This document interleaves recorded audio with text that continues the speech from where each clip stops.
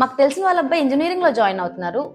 New laptop తీసుకోవాలా, refurbished ల్యాప్టాప్కి వెళ్ళాలా అనే డైలమాలో ఉన్నారు. మీరైతే ఏది సజెస్ట్ చేస్తారు? మేడం, ఒక ల్యాప్టాప్ మీరు పర్చేజ్ చేయాలనుకున్నప్పుడు ఫస్ట్ ప్రయారిటీ బడ్జెట్ అండి.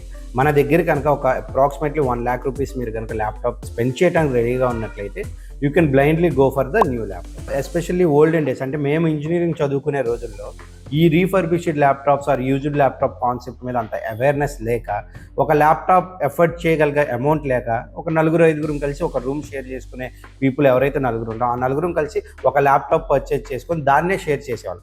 ఇప్పుడు ఏంటంటే మీకు half of the budget, less than half of the బడ్జెట్కి రీఫర్బిష్డ్ ల్యాప్టాప్స్ బల్క్ క్వాంటిటీలో అవైలబుల్ ఉన్నాయి. మన చాత్ కంప్యూటర్స్ని కనుక మీరు విజిట్ చేసినట్లయితే latest generations i5 11th are i7 11th జనరేషన్లు 25,000 నుంచి స్టార్టింగ్ నుంచి అవైలబుల్ ఉన్నాయి.